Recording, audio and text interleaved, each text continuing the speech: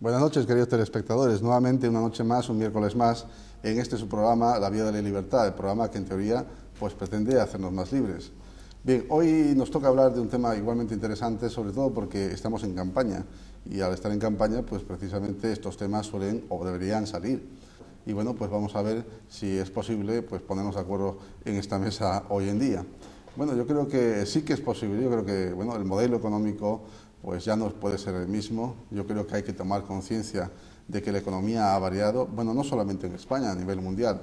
Estamos viendo pues lo que está ocurriendo, por ejemplo, con Italia, lo que ha ocurrido con Grecia, lo que puede ocurrir con España, lo que puede ocurrir con el euro, pero por otra parte estamos viendo que existen otras economías en las que bueno, pues han elegido un paradigma totalmente distinto, un modelo totalmente distinto, y esto les está favoreciendo. Quiere decir que es posible, tal vez es posible que nosotros podamos hacer las cosas de otra manera. Y para esto hace falta el esfuerzo de una parte muy importante de nuestros trabajadores, que en este caso son los trabajadores de la función pública. Me acompañan el sindicato SESIF. Buenas noches, don Pablo. Hola, buenas noches. Bien, Pablo es veterinario, es diplomado en sanidad, funcionario de carrera con 26 años de servicio con destino en la Dirección General de Salud Pública, zona veterinaria de Zaragoza. Estuvo 18 años destinado en el Departamento de Agricultura, 6 años como veterinario titular de Albalate y el resto en la zona veterinaria de Alcoriza y de Andorra. Actualmente es presidente del sector de Administración Autonómica del CECIF. A ver si podemos tratar hoy día esos temas que tanto nos preocupan a una parte de la población que somos los funcionarios. Igualmente, tengo la presencia, como invitado también, de Luis Fernández Platero. Buenas noches, Luis. Buenas noches, muchas gracias. Luis Fernández Platero es candidato número 1 al Congreso de Zaragoza por el Partido de la Libertad Individual, es ingeniero de profesión, trabaja en una empresa del sector de las tecnologías de la información y bueno, pues está aquí para acompañarnos con una visión quizá algo distinta del funcionario. Bueno, también nos acompaña José Antonio González, es natural de León y es aragonés de adopción. Trabaja como personal de la Administración de la Universidad de Zaragoza, donde ha desarrollado más de 20 años de actividad sindical. En el año 2002 preside el Congreso de Fundación del Sindicato OSTA, pasando a ocupar la Secretaría de Organización durante 7 años, hasta que en 2009 es elegido por el primer Congreso Nacional secretario general de la formación aragonesista, cargo del que ha dimitido pues, hace escasamente un mes. Y por supuesto, José Antonio Bisús, director de uno de los bufetes de abogados más prestigiosos de Zaragoza, ILEX Abogados. Buenas noches, José Antonio. Buenas noches, Ramón. José Antonio también es el editor de la revista Ley Actual, que por cierto ya ha salido hoy mismo, ya lo tenía yo en mi despacho, con el periódico Expansión. Entonces vamos a empezar pues unos breves minutos que nos expliquen un poquito cuál es la visión que tienen sobre la función pública. Pablo, ¿qué nos puedes decir? A ver, ¿cuál es la labor que usted realiza y qué es lo que podríamos decir el problema actual que tiene, en todo caso, pues los funcionarios en Aragón?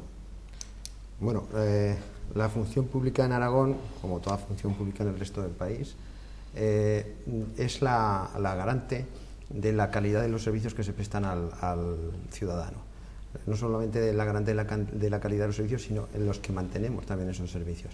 Hay que tener en cuenta que en comunidades autónomas como la aragonesa, que tenemos 761 municipios, con una gran dispersión y la población muy envejecida, los únicos que llegamos a prestarse los servicios a esos ciudadanos somos la función pública.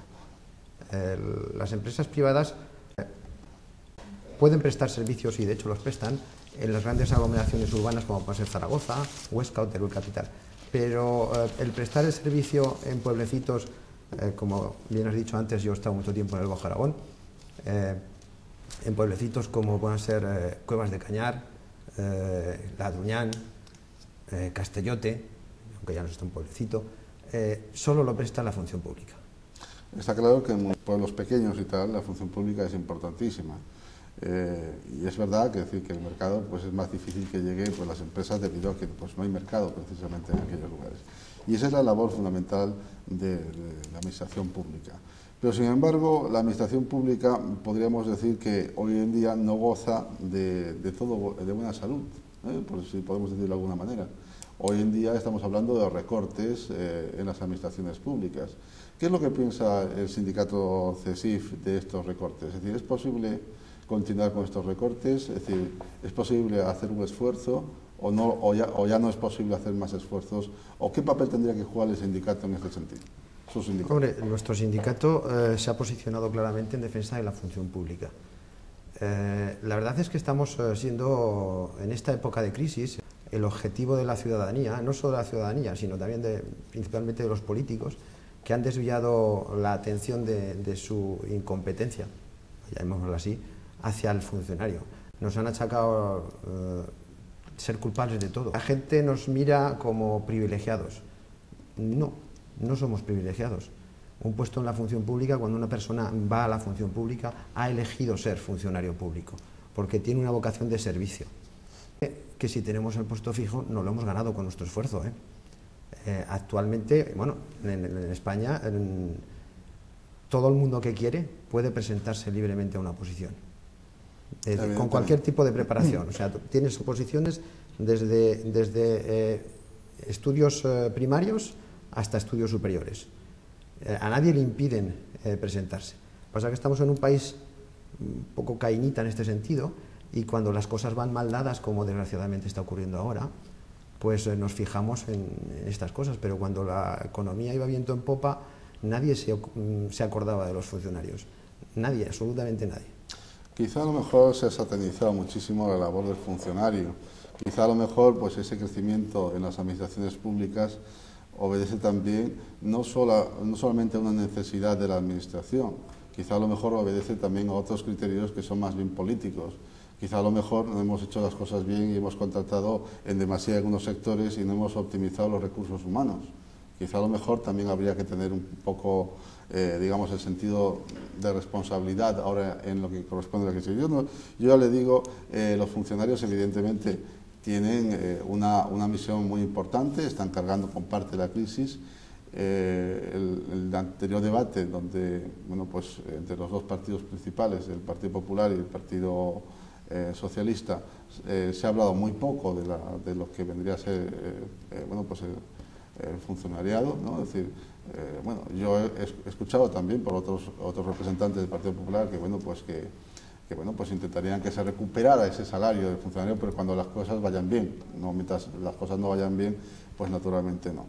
Sin embargo, también he oído unos mensajes que hablan de que, bueno, pues por parte del señor Rubalcaba, por ejemplo, en el debate, decía que, bueno, pues las diputaciones provinciales deberían eliminarse, ¿no? Y sin embargo, el candidato del Partido Popular decía que no, que se podría mantener las diputaciones.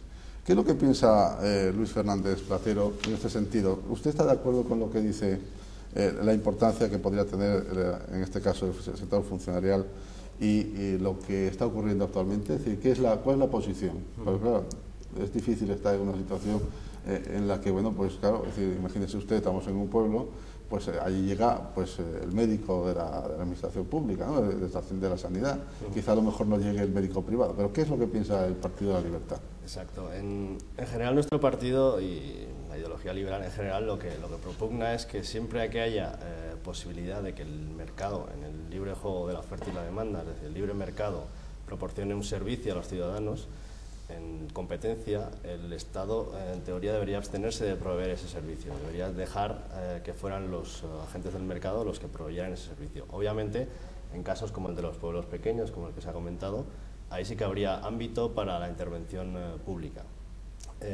Lo que parece es que últimamente, en los últimos años, hemos vivido una locura de aumento de las competencias públicas a los tres niveles: nivel estatal, nivel autonómico y nivel local, incluyendo además el intermedio de las diputaciones provinciales, que eso sería otra historia. Y realmente todo esto ha sido alimentado un poco al calor de la justificación popular del estado del bienestar, ¿no? En mayúsculas. Siempre se hablaba mucho del estado del bienestar y eso parecía justificar cualquier intervención pública, cualquier gasto adicional público y cualquier creación de nuevos organismos, nuevas empresas públicas, etcétera, etcétera. Todo esto durante el boom económico, como se ha comentado, ha funcionado relativamente bien, se ha proveído de infinidad de servicios públicos aparentemente sin coste adicional a los ciudadanos. ¿Qué ha ocurrido? Que todo eso ha sido alimentado mediante deuda pública. Ahora vemos las consecuencias de todo esto, no solo en España, que tenemos problemas, pero sino en países como Grecia y como Italia, como has comentado antes. Realmente lo que hay es una crisis de una deuda excesiva de los estados que se ha contraído por políticas populistas o no, aumentar el coste y la intervención del Estado en muchos ámbitos en los que realmente su actividad podría ser cuestionable, porque hay oferta suficiente en el sector privado para satisfacer con calidad la demanda existente. ¿Se puede gestionar mejor los recursos humanos en el sector de la administración pública? Quiero decir, hablábamos, por ejemplo, de la posibilidad de que exista movilidad en el sector funcionarial, porque en realidad pienso que en la actualidad no existe esa movilidad, o no es tal la movilidad como podría tener el sector privado. Imagínense, por ejemplo, que hay un trabajador de la universidad que quiera estar en mi caso, por ejemplo, en un departamento, pero que me quiera mover a otro departamento. No puedo, sencillamente no puedo hacerlo. O sea, tendría que volver a opositar y de esa manera podría conseguir una plaza en otro departamento que a lo mejor se ha quedado vacío porque pues hay menos demanda, ¿no? Entonces, ¿es posible organizar de algún modo una forma de gestionar adecuadamente esos recursos humanos? Y segundo, ni qué decir, ni qué hablar de que trasladar un funcionario de una administración a otra es prácticamente imposible. ¿Por qué no es posible? Por ejemplo, que un funcionario del cuerpo A, de una categoría A, pueda trasladarse, por ejemplo, a una administración pública dentro de su comunidad y si es posible, fuera de su comunidad. ¿Por qué no es posible en algunos casos? ¿Y qué es lo que pediría el sindicato o los sindicatos en este sentido? ¿Y qué es lo que piensa también? La pregunta va dirigida a los dos. Por favor, Pablo. Sí que existe la movilidad en la función pública. Lo que pasa que sí que es cierto que nuestra movilidad la rige el decreto 8097 de provisión de puestos de trabajo. Lo que pasa que ese decreto pone impedimentos. Lo que denominan áreas funcionales puede dar lugar a que una persona que está trabajando en un departamento no pueda pasar a otro departamento. Principalmente en puestos singularizados. En puestos bases no. En puesto base no. Eso ocurre también muchas veces en las clases técnicas. Las clases técnicas, por ejemplo, en la Diputación General de Aragón están totalmente marginadas. Una clase técnica, como pueda ser un APN, un agente de protección de la naturaleza, pueda ser un químico, pueda ser un médico de administración sanitaria, un arquitecto. Estas personas entran en puestos base y se jubilan en puesto base. Es que estar en un mismo puesto realmente a veces no favorece el que tenga una mayor productividad, a lo mejor. Eso también, ¿qué es lo que piensa el sindicato? O sea, ¿esto es positivo? No es positivo, no es positivo. Hay que favorecer la movilidad y que la gente pueda promocionarse profesionalmente. La verdad es que la gente es muy profesional, cumple y no desmotiva. Sabes que estás allí por la estructura administrativa. Las clases administrativas sí que tienen progresión y carrera profesional administrativa. Las clases técnicas en la DGA no, desgraciadamente no. Pero bueno, la gente sigue cumpliendo con su deber.